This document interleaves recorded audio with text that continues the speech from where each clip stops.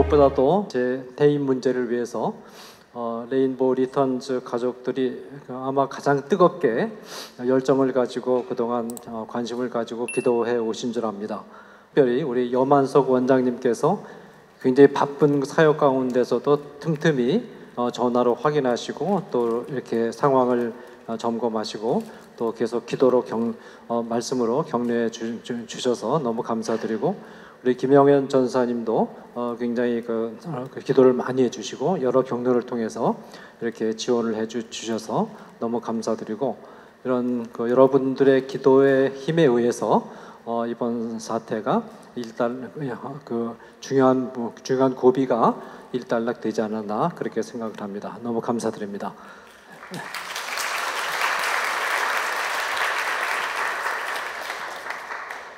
오늘은 특별히 소돔과 고모라 사건하고 사사기에 있는 그 레위인의 첩 사건을 집중적으로 살펴볼 텐데, 특별히 여러분들께서 그 창세기 19장을 중심으로 하고 창세기 18장과 19장을 여러분들이 주의 깊게 그 부분에 대한 일종의 그 주해 또는 해석이 되겠습니다. 그 본문들을 주의해 주시고, 또 사사기 19장과 20장 그 주변의 본문들을 쭉 읽어가면서 이제 설명하게 되니까 특히 이제 본문 말씀에 여러분들이 주목을 해주시면 고맙겠습니다.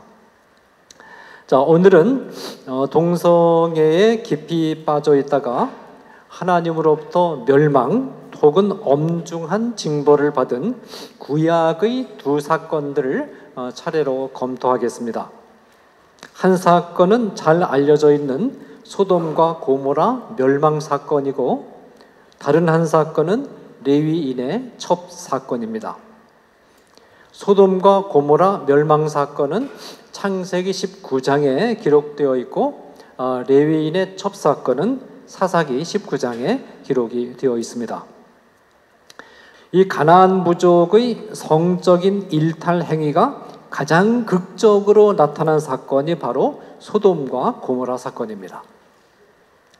창세기 10장 19절에 보면 가나안의 경계는 시돈에서부터 그라를 지나서 가사까지와 소돔과 고모라와 아드마와 스보임을 지나 라사까지였더라 라는 언명이 나오는데, 여기 보면 소돔과 고모라가 포함되어 있지 않습니까? 그래서 이 언명을 통해서 소돔과 고모라가 이 가나안의 경계 안에 지금 들어와 있음을 우리가 볼 수가 있습니다.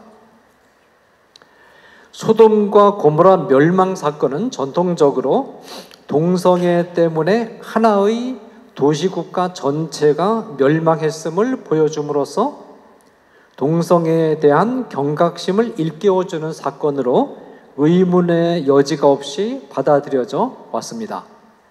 그러나 이런 해석에 마음이 불편했던 친동성애 진영에서는 이 사건에 대해서 아주 무리한 해석을 감행해서 이 사건을 동성애와는 아무런 상관이 없는 사건으로 둔갑시켜 버렸습니다.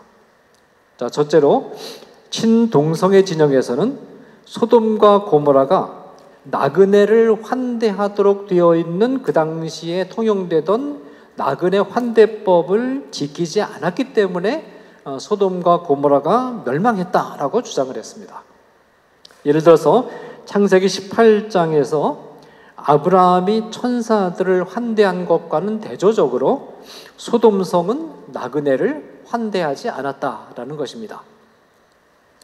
둘째 논증은 친동성애 진영에서는 창세기 19장 5절에 사용되는 동사 야다라는 히브리어의 주된 의미는 상대방과 친숙해지기 위해서 상대방이 어떤 사람인가를 일반적으로 알아본다는 것을 뜻하며 성관계를 의미하는 용례로 사용된 경우는 매우 드물기 때문에 창세기 19장의 야다도 친숙해지기 위해서 상대방에 대한 정보를 얻는다라는 뜻으로 해석하는 것이 자연스러운 해석이다라는 주장을 펴니다.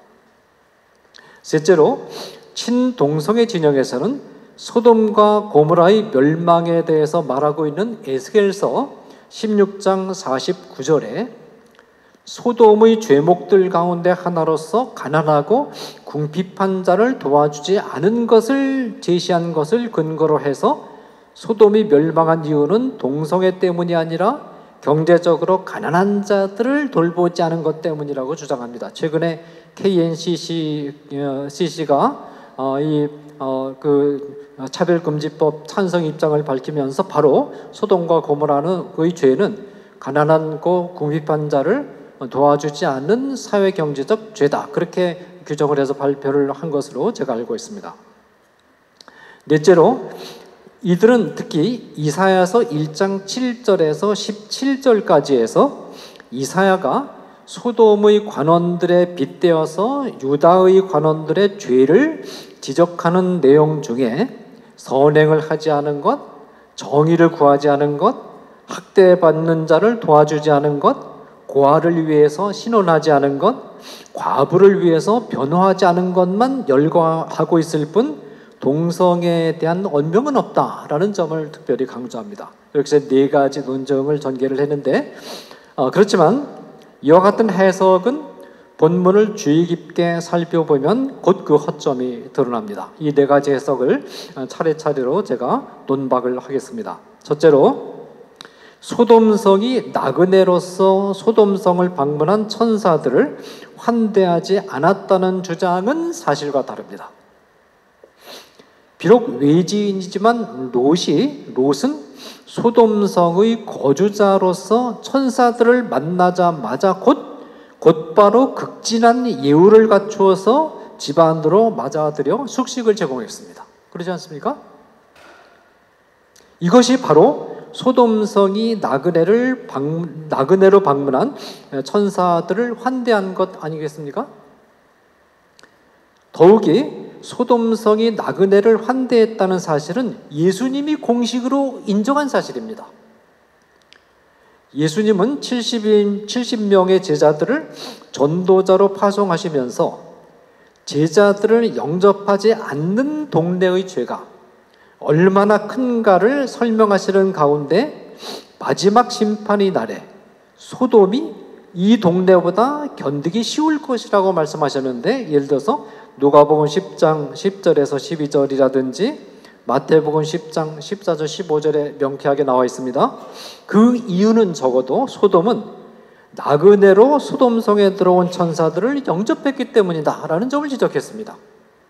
이처럼 예수님이 친히 롯이 천사들을 영접한 것을 소돔성이 나그네를 영접한 것으로 해석하셨는데, 우리들이 하나님이자 하나님의 아들이 그렇게 해석하셨는데 우리들이 소돔성이 나그네를 영접하지 않았다고 고집스럽게 우김으로써 예수님의 해석에 반기를 들면 되겠습니까?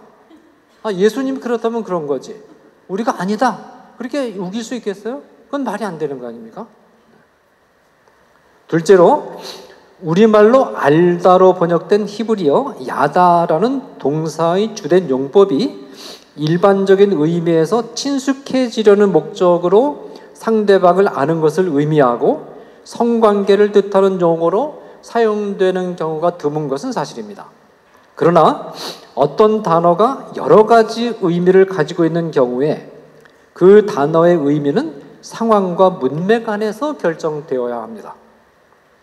다수의 용법이라고 해서 상황과 문맥을 무시하고 일방적으로 모든 경우에 적용될 수 있는 것은 아닙니다. 창세기 10부장의 문맥은 명확하게 야다가 성관계를 뜻하는 용어로 사용되었음을 뒷받침합니다.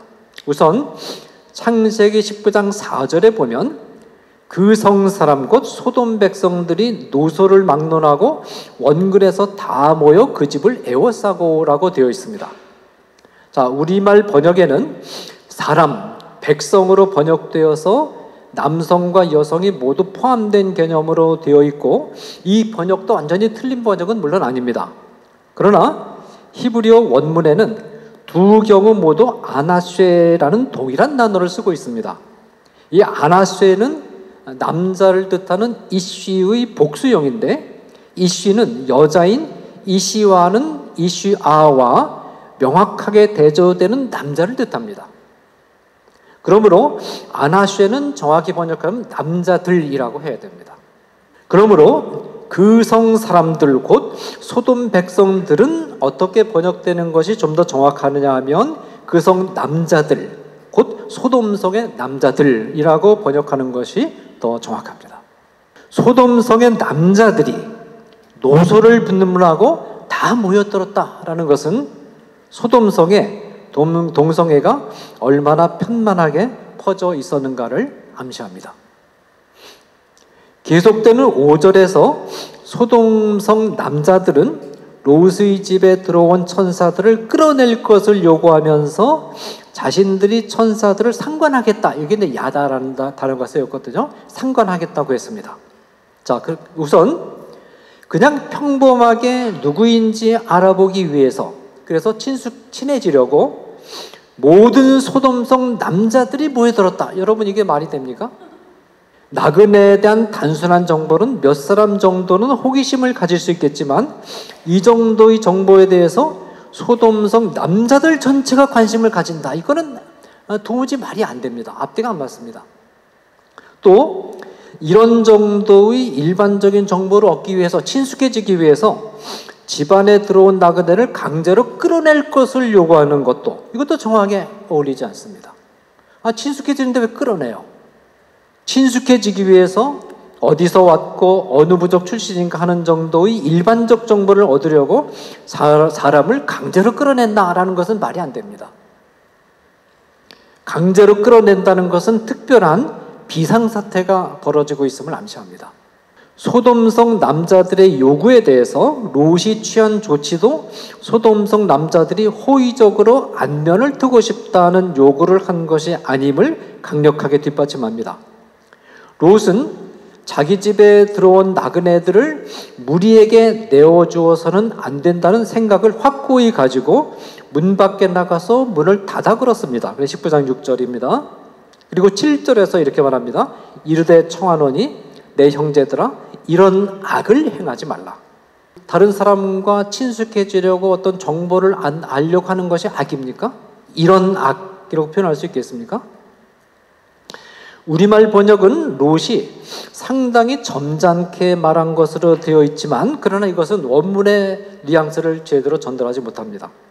원문은 롯의 마음이 굉장히 다급했고 절박한 마음으로 소리쳤다는 것이 잘 나타나 있습니다. 그러니까 원문을 직역하면 이렇습니다.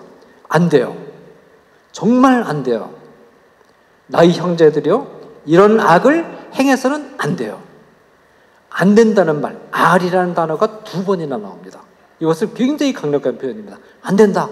그건 절대로 안 된다. 그런 뜻입니다. 이런 뉘앙스가 담겨 있습니다. 그냥 평범하게 점잖게 한 말이 아니에요.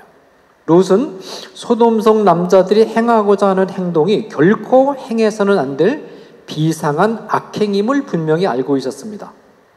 롯의 이와 같은 반응이 나의 나그네에 대해서 친숙해지고자 하는 사람들에게 보여주는 반응으로 적합할까요? 본문 중에 5절의 야자가 성결을 갖다는 것을 의미한다는 것을 확정지어주는 내용은 8절에 나옵니다. 내게 남자를 가까이 아니한 2 딸이 있노라. 청하건대 내가 그들을 너희에게로 이끌어내리니 너희 눈에 좋을 대로 행하고 이 사람들은 내 집에 들어왔은즉 이 사람들에게는 아무 일도 저지르지 말라. 자, 우선 본문에서 내게 남자를 가까이 아니한 2 딸이라는 표현이 나오는데 이 표현은 2 딸이 남자와 성관계를 가지지 않았다는 뜻이 이론의 여지없이 명확합니다. 여기서 가까이 하다에 해당되는 히브리어 원어 동사가 5절에서 사용된 것과 동일한 동사인 야다입니다. 이 구절에서는 명확히 성관계를 갖다는 뜻으로 사용이 되었습니다. 이 소돔성에 살면서 소돔성 남자들의 관습을 이미 파악하고 있었던 롯은 이 무리들이, 남자들이 몰려든 이유가 자기 집에 들어온 나그네와 동성 간의 성관계, 좀 더 정확히 표현하면 남성 간의 간간이죠. 이 간간을, 동성 간의 성관계를 가지려고 함인 줄을 직감하고, 이것이 정확한 겁니다. 심각한 위기의식을 느끼면서 어떻게 해서든지 동성 간의 성관계만은 막아보려고 안간힘을 썼습니다. 그래서 롯이 머릿속에 떠오른 게 남자와 성관계를 가진 일이 없는 두 딸을 모여든 소돔성 남자들의 성욕을 충족시키는 대상으로 희생시켜 가면서까지 자기 집에서 동성 간의 성관계가 일어나는 것을 막으려고 발버둥 친 것입니다. 물론 롯의 이와 같은 시도가 지혜로운 시도였는지는 별개의 문제입니다. 그러나 롯의 마음속에는 동성 간의 성관계가 일어나는 것을 허용하느니 차라리 이 남자들이 조금 성욕에 지금 불타 있으니까 여자라도 내어주어서 만족시켜서 그것만은 피해야 되지 않겠느냐, 그런 생각을 가지고 있었기 때문에 자기 두 딸을 내어주려고 했던 것입니다. 그러나 소돔성 사람들은 롯의 제안을 거부하고 롯이 자신들의 법관이 되려 한다는 비판을 퍼부으면서 롯의 집의 문을 부수고 집 안으로 들여오려고 시도했습니다. 그래서 창세기 19장 9절입니다. 소돔성 남자들의 동성애 관행을 확인한 천사들은 롯을 대문 안으로 끌어들인 후에 롯의 집 문 앞에 모여든 소돔성 남자들의 눈을 어둡게 하는 것으로 소돔성 파멸 작업에 시동을 걸었습니다. 자, 셋째로 친동성애주의자들은 소돔과 고모라가 사회적 불이곧 가난한 자를 도와주지 않은 죄 하나 때문에 멸망했다고 해석합니다. 그들이 이렇게 해석하는 근거는 에스겔서 16장 49절과 50절입니다. 49절은 이렇게 되어 있습니다. 네 아우 소돔의 죄악은 이러하니 그와 그의 딸에게 교만함과 음식물의 풍족함과 태평함이 있음이며 그가 그가 가난하고 궁핍한 자를 도와주지 아니하며. 여기는 49절입니다. 50절은 또 이렇게 되어 있습니다. 거만하여 가증한 일을 내 앞에서 행하였음이라. 그러므로 내가 보고 곧 그들을 없이 하였느니라. 그러니까 에스겔서 16장 49절 50절이 소돔성이 멸망한 죄를 지적하고 있습니다. 여기에 49절에 가난하고 궁핍한 자를 도와주지 않은 죄가 언급되어 있다는 겁니다. 특히 이사야는 유다와 예루살렘의 관원들을 소돔의 관원들에 빗대어 비판하면서 이들이 범한 죄들을 열거하고 있는데 이 죄들 중에 선행을 하지 않고 정의를 시행하지 않고 학대받는 자를 도와주지 않고 고아를 위해서 신원하지 않고 과부를 위해서 변호하지 않는 것이 포함되어 있음을 암시하고 있습니다.